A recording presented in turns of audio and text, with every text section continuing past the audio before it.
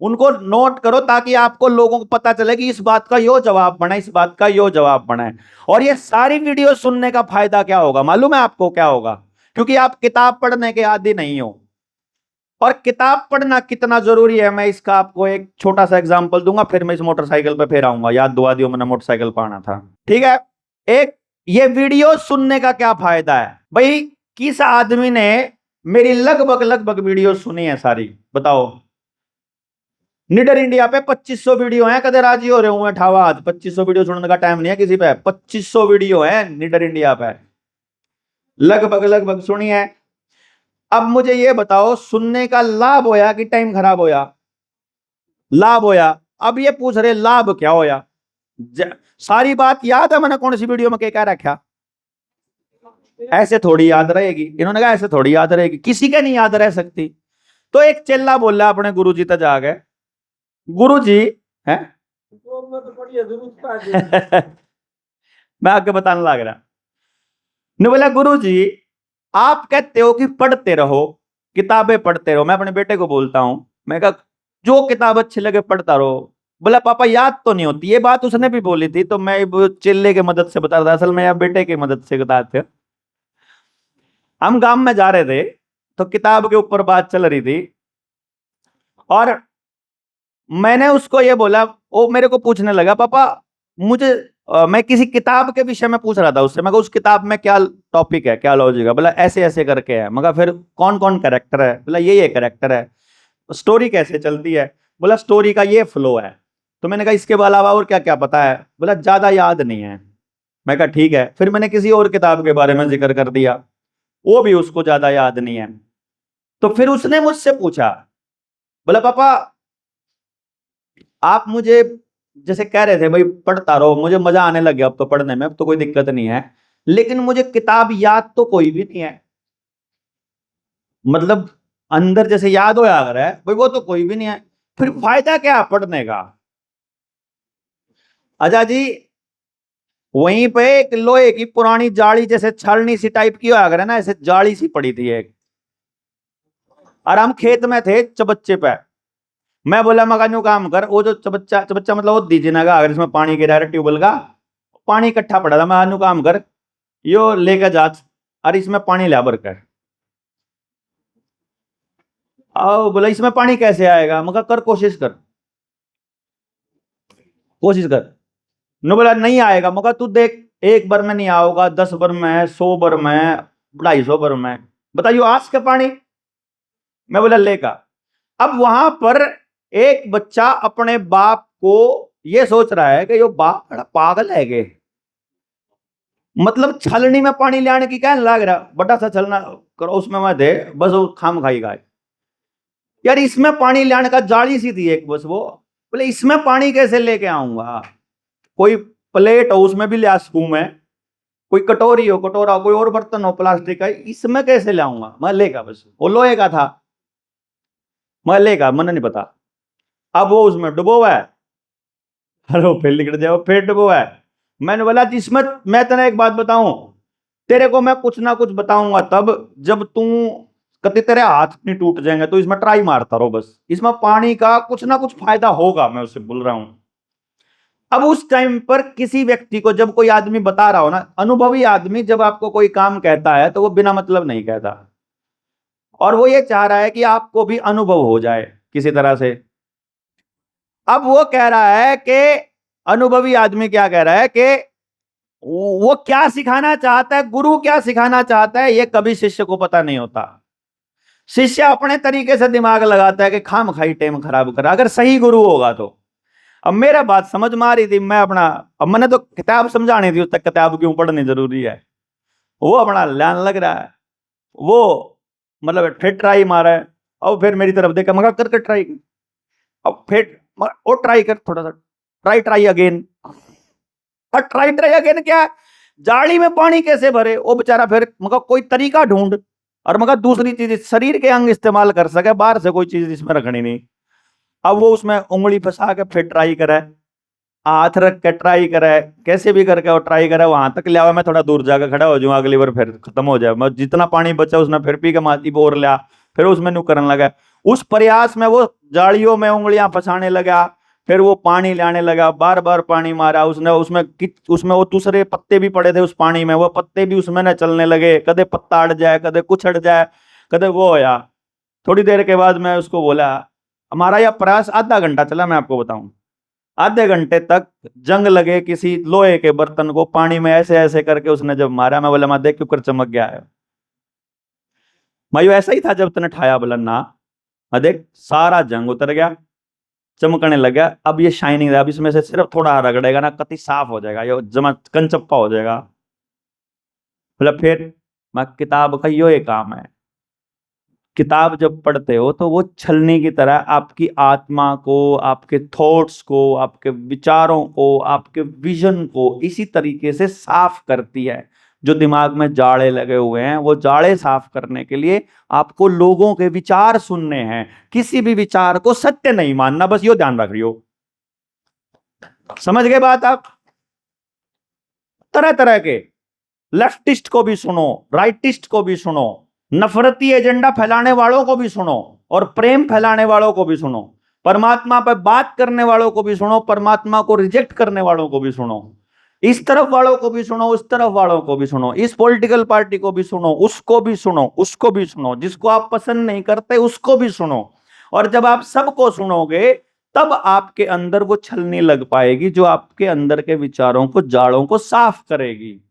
वो छलनी इंपॉर्टेंट है हमारे लिए, क्योंकि जो मैं बोल रहा हूं वो मेरा अनुभव है, वो मेरा सत्य है, सत्य नहीं है। ये ध्यान रखना है आपको। जो यहां खड़ा होके बोल रहा है वो ना मोर्चे की जबानी है, वो ना परमात्मा की कहानी है, वो ना आपको करना है, वो ना आपको वहां से रेफरेंस लेके अपने विचार तय करने कि आपको क्या करना है। इसीलिए मैं ये बोलता हूं कि ये जो मैंने बोला है या किसी लेखक ने किताब में जो लिखा है वो उसका सत्य है, उसका अनुभव है जो वो कहना चाहता है, और जो मुझे फील होता है वो मैं कभी किताब में लिख नहीं पाऊंगा, बोल नहीं पाऊंगा। ये बुढ़िया जाकर डॉक्टर ने कहा, डॉक्टर जी गोड्या में चरण चरण सी हो है, कर लो उस चरण चरण का, और कलजे में बड़ा मरड मरड सी हो है, ये बस करड़ करड़ नरिस मरड मरड नरिस चढ़ चढ़ न, फील करके दिखाओ कैसे करोगे। कर नहीं सकते ना, लिख के दिखाओ कागज पर, कोई डॉक्टर लिख के दिखा दो बुढ़िया की चढ़ चढ़। नहीं समझे जी बात? यानी शब्दों की अपनी लिमिट है। मुझे जो अनुभव हो रहा है वो मैं कभी कागज पर नहीं लिख पाऊंगा, कभी नहीं लिख पाऊंगा, इसलिए जो भी किताब में लिखा है वो अधूरा है। परम सत्य की खोज यदि करनी है उसके लिए तो आंखें बंद करनी पड़ेंगी। खुली आंख से जो दिख रहा है सब झूठ है, झूठ, सब झूठ है। आप यहां बैठे हो ये मेरा भ्रम है, पता नहीं क्या सोच रहे होगे। मन मन कोई खेत में पहुंच रहा है, कोई सोच रहा है बालक स्कूल में तो आ गया होगा, कोई कह रहा है 3 घंटे हो गए ना बली होती है भाई, बाथरूम भी नहीं जाने दे रहा है नहीं, मतलब ये अलग अलग अलग अलग पता नहीं क्या क्या चल रहा है। तो इसलिए मैं जो बोल रहा हूं, जो आप सुन रहे हो, किसी ने मैं बड़ा दिखन लाग गया हूंगा, किसी के न कोई किसी की पार टांग तो सीधी कर लन दे, एक बार खड़ा ये कर दे, कम से कम एक बार बाथरूम में जा लन दे, ऐसा भी सोच रहे होंगे बहुत सारे लोग। तो जो दिख रहा है वो सत्य नहीं है, ये मुझे पता है, और इस असत्य को स्वीकार करने की गुंजाइश मेरे में है। इसलिए जो भी मन में हो आपको बोलना है। मैं कभी शब्दों पर यकीन नहीं करता, ये ध्यान रखिएगा। आप यदि मुझे कहते हो आप बहुत अच्छा काम कर रहे हो, मुझे आप पर बिल्कुल यकीन नहीं है।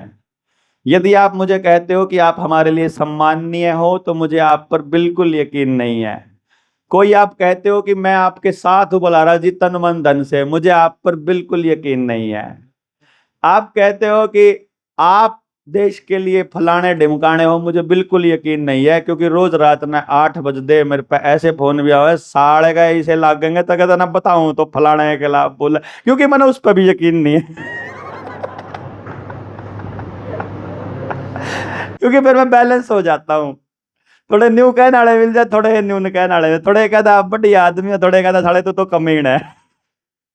दोनों कहने के मिल जाए, अपना बैलेंस हो जाए, ठीक है, अपना साथ में सीख शांति शांति में अपना नींद आ जाए, ठीक सर, कोई दिक्कत नहीं है। मुझे शब्दों में बिल्कुल यकीन नहीं, क्योंकि शब्दों की इतनी औकात नहीं कि वो आपके मन के भाव असलियत में व्यक्त कर सके। रियलिटी में आप कभी नहीं बता पाएंगे।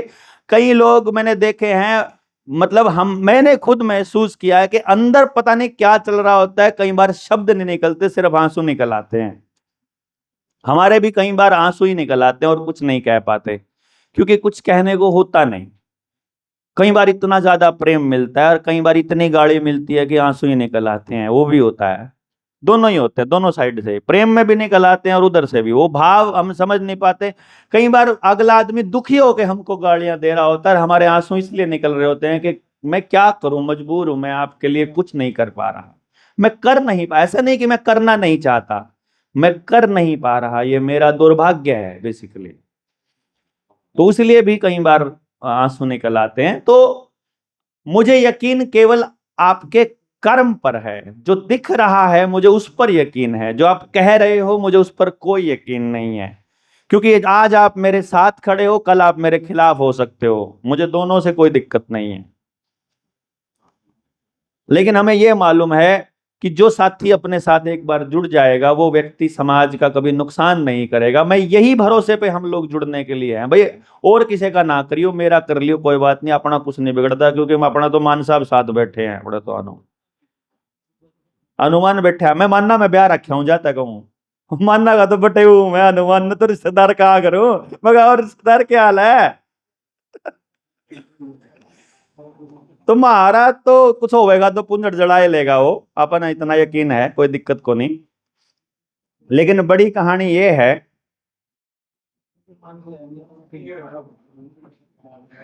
आदरणीय, जिन वस्तुओं से हमारा सत्यानाश हो रहा है, क्या मोर्चा के किसी भी व्यक्ति ने त्याग किया है या संस्थापक सदस्य है? भाई ना तो या उम्मीद करियो कि मैं त्याग करूंगा और ना किसी और तक करियो, तारे समझ मानदा और तारी परिस्थिति अगर इजाजत दें दियो तो कर लियो, नहीं तो नहीं करना। क्योंकि कुछ डॉक्यूमेंट को त्याग करने के ऊपर भी बारी आती है, हम ये कहते हैं भैया मेरे त्याग करने से अगर व्यवस्था बदलती हो या किसी भी संस्थापक सदस्य के त्याग करने से व्यवस्था बदलती हो तो आज कर दें। दुनिया के लोगों ने भाई राजीव दीक्षित की बात को सुन करके समझ करके गौ पालन पे काम चालू किया, उसने अपनी गौशाला खोल दी, गौशाला से बाहर नहीं निकल पाया वो गौशाला खोलने के बाद। किसी ने स्वदेशी के ऊपर काम करना चालू कर दिया तो स्वदेशी सामान का प्रचार करने लगा, प्रचार करने में जिंदगी लगाएगा तो घर कैसे चलाएगा? गलत चीजों को का प्रचार नहीं कर सकता, जब प्रचार करना है तो चल बेच लेते हैं, तो वो दुकान से बाहर नहीं निकल पाया, स्वदेशी वाले दुकान से बाहर नहीं निकल पाए। इब क्रांति करने के लिए मैं बोलता हूं, रे तू तो राजीव दीक्षित का भगत था, तू तो राजीव दीक्षित ने तैयार करा था, तू तो आया कर कम से कम, बोला के करूं दुकानदारी तो फुर्सत नहीं मिलती। हो गया, त्याग करके घर बैठ जाएंगे, अपन तो तैयार पड़े हैं भाई, समय व्यवस्था बदलना था हम बदल लियो, पता चला। मैं तो गाड़ी भी त्यागने को तैयार हूं, लाइट भी त्यागने को तैयार हूं, मोबाइल भी त्यागने को तैयार हूं, बोलना भी त्यागने को तैयार हूं, कति जी नहीं करता बोलने का।